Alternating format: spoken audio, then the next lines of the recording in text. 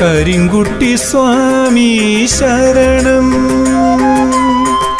വിഷ്ണുമായ സ്വാമി ശരണം, ലാലൂർ ദേവസ്ഥാനമേ അഭയം. മുട്ടിറക്കുമ്പോഴേ ദോഷങ്ങൾ, അതായത് നിവേദ്യ കലശമൊക്കെ നടത്തി ദോഷങ്ങളൊക്കെ അകറ്റിയിട്ടാണ് മുട്ടിറക്കണം. ഇങ്ങനെ ഇതൊക്കെ കണ്ട, ഇതൊക്കെ പെർഫെക്റ്റ് എന്ന് പറയാം, അത്രയ്ക്ക് നന്നായിട്ടുണ്ടെന്ന് പറയാം. മുട്ടന് യാതൊരു ദോഷങ്ങളൊന്നും ഇല്ലാത്ത മുട്ടാണിത്, മനസ്സിലായോ? ഇത് വേറൊരെണ്ണാണ്. ഇതൊക്കെ കണ്ട വളരെ നല്ല മുട്ടുകളാണ്. ഇത് അതിന് വേണ്ടിയിട്ട് ഇവിടെ കണ്ട, ഇത് എവിടെയാണെന്നറിയോ? ഇതൊക്കെയാണ് വളരെ ദോഷങ്ങൾ. ഇതിങ്ങനെയൊക്കെ വരുമ്പോഴാണ് ദോഷങ്ങളെക്കുറിച്ച് നമ്മൾ മുട്ടിറക്കുമ്പോൾ പറയാം.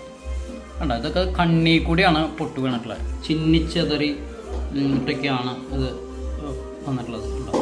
അതുപോലെ തന്നെ ഇത് നോക്കിയാൽ ഇതൊന്നും അത്രയ്ക്ക് പെർഫെക്റ്റ് എന്ന് പറയാനില്ല. ഇത് ഒരേ വീട്ടിലുള്ള ആളുടെയാണ്, രണ്ടും ഒരേ വീട്ടിലുള്ള ആളുടെയാണ് രണ്ട് മുട്ടും. അപ്പോൾ അങ്ങനെയൊക്കെയുള്ള കുറേ കാര്യങ്ങളുണ്ട്. ഇതൊക്കെയാണ് നമ്മൾ മുട്ടിലെ ലക്ഷണം, മുട്ടിറക്കുമ്പോഴുള്ള കുറേ ദോഷങ്ങളെ കുറിച്ചൊക്കെ നമ്മൾ മനസ്സിലാക്കുക. ഇത് ചെറിയൊരു ഇതുള്ളതാണ്, തടസ്സങ്ങളൊക്കെ ഉള്ളതാണ്, കർമ്മ തടസ്സമൊക്കെ ഉള്ളതാണ്. അങ്ങനെയൊക്കെയാണ് നമ്മൾ കാണുന്നത്. കരിനീലിയമ്മേ ശരണം, കരിങ്കുട്ടി സ്വാമി ശരണം,